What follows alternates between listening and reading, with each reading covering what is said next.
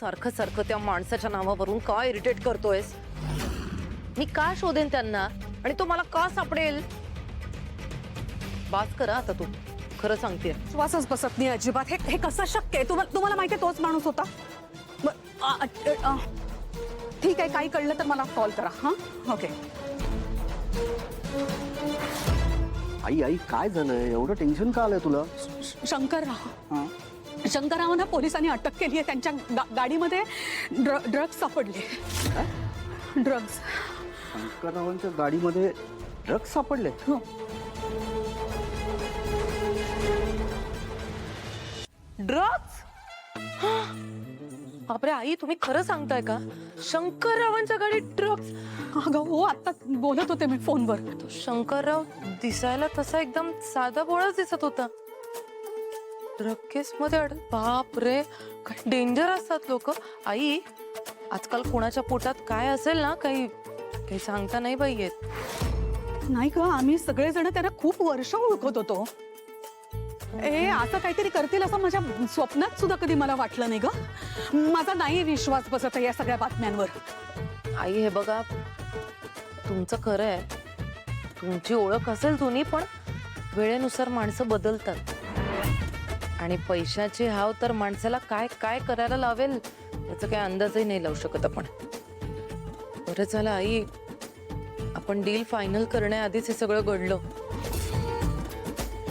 नाहीतर सावली हर्बल्सचं आणि रूपम कॉस्मेटिक्सचं नाव त्यात या केसमध्ये अडकलं गेलं असतं. आई, म्हणजे तो म्हणूनच सावली हर्बल्स मध्ये एवढा इंटरेस्ट दाखवत होता, एवढा मागे लागला होता. म्हणजे त्याला आयुर्वेदिक प्रोडक्ट्सच्या मागे त्याचा हा काळा धंदा लपवायचा असेल. बाप रे, बरं झालं देवाने वाचवलं आपल्याला बाई. नाही, खरंच तुझं म्हणणं बरोबर आहे. आपण बरं झालं त्यांच्याबरोबर डील नाही केलं, नाहीतर आपण आपलं नाव सगळं अडकलं असतं या सगळ्या प्रकरणात. मला नाही काय कळतच नाहीये काय करायचं. आपलं नाव आलं असतं ना ह्याच्यामध्ये तर सावली herbals, Rupam cosmetics, Mendale group of companies, समाजात आपली काय इज्जत राहिली असती ग. हो, नाही, बरं झालं आपण हे सगळं नाही केलं. ते सगळं राहू देत. माझी जी इच्छा होती की सारंगला आपल्या कंपनीमध्ये परत काम करायला लावायचं, ते गेलं कुठच्या कुठे. शी.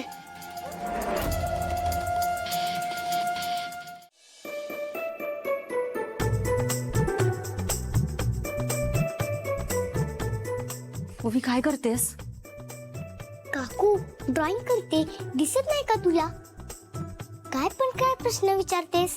हो, ड्रॉइंग करतेस कळलं मला, पण आता बंद करते सगळं. आपल्याला बाहेर जायचंय, तुझ्यासाठी एक सरप्राईज आहे. काकू प्लीज, मला आता कुठलाही नवीन क्लास लावायचा नाहीये आणि मला ते गाणं बिणं पण काही शिकायचं नाहीये. तू मला तिथे नेणार असेल तर मी नाही येणार. का? तुला तर गाणं आवडतं ना, मग आता काय झालं? गाणं आवडतं मला, पण बाबाला नाही आवडत ना. मी गाणं शिकले तर बाबाला त्रास होईल, तो परत चिडेल आणि मला माझ्या बाबाला त्रास नाही द्यायचा. बरं बाई, क्लासला नाही घेऊन जात तुला, असं एक वेगळं काम आहे पण तुला ते खूप आवडणार आहे. ऐक माझं, चल ना प्लीज. नको ना काकू, मला अजून खूप काम आहे. मला अजून ड्रॉइंग पण पूर्ण करायचंय. आपण उद्या जाऊया प्लीज. नाही हा, प्लीज वगैरे काही नाही. मला आजच तुला ते सरप्राईज येते, उद्या वगैरे नाही. प्लीज ऐक ना माझं. आणि तुला माहिती आहे ना, मला नाही म्हटलेलं आवडत नाही. प्लीज ना, काकूसाठी चल ना प्लीज प्लीज. बस, तुझा हट्ट तरी येते, पण लवकर परत यायचा. 100 मेट्रिक टन्स आपलं सामान राहू शकतो म्हणजे पूर्ण. हां, फक्त प्रॉब्लेम काय माहिती आहे, मागच्या पावसाळ्यात त्याला लिकेज होता. मालक म्हणालाय की मी करून देतो सगळं. तुला काय वाटतं? नाही, नको, अजिबात रिस्क नाही घ्यायची, कारण आपलं रॉ मटेरियल असणार आहे तिथे. ते जर का खराब झालं तर आपली वाट लागेल. No, let's not take the risk. हे एक बघ, हा एक चांगला आहे. मगरपट्टा सिटीमध्ये. अच्छा, बघ जरा मोनिका, कसं वाटतंय तुला? लोकेशन काय आहे? मगरपट्टा बोललो ना. ओ नको, तिथे किती गर्दी असते माहितीये ना, आणि तिथले रस्ते पण छोटे आहेत. ट्रकला ये जा करताना प्रॉब्लेम होणार. इतके लहान रोड आहेत. नको प्लीज नको. नेक्स्ट. बघ पुढे. हे बघ मोनिका, तू बघ जरा व्यवस्थित. तुला काय आवडते ते सांग. राजकुमार थांबा, ते 1-2-3 स्लाइड्स मागे घ्या बरं. एक जागा खूप छान होती. ब्युटी शॉप नाहीये, गोडाऊन साठी जागा बघतोय. हा? ही छान आहे ना.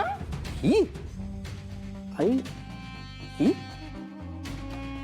छान आहे की, मोकळी आहे, प्रशस्त आहे, मस्त वाटते मला. हो का? आहे, प्रशस्तच आहे, म्हणजे व्हेंटिलेटेड आहे, मस्त आहे. हा, ओपन स्पेस वाटते. आणि याच्याकडे बघून असं वाटतं की वास्तू सुद्धा खूप पॉझिटिव्ह असावी. करायचं का फायनल? काय ग? आई, सेकंड थॉट येण्यासारखं काहीच नाही याच्यात. म्हणजे मला तर असं वाटतंय लॉटरी लागल्यासारखी मिळाली ही जागा आपल्याला. मी काय म्हणते, लवकरात लवकर याचा व्यवहार डन करून टाका. नक्की ना? हा, मी एजंटला फोन करतो आणि त्याला सांगतो लिस्टचे पेपर बनव बाबा. का? फोन काय करताय राजकुमार? समोरासमोर जाऊन व्यवहार करा ना. एजंटला नीट भेटा आणि बोला. उगाच दुसऱ्या कोणीतरी ती जागा घेण्यापेक्षा पटकन आपल्या नावावर झालेली बरी. लोकेशन चांगलं वाटतंय, सिक्युरिटी सुद्धा आहे आणि बजेट बजेट इज गुड. करूया फायनल? काय काय ग? दोघींना पटलंय ना नक्की? हो. नंतर आई बोलायचं नाही मला, मी चुकीचा निर्णय घेतला म्हणून. नक्की ना?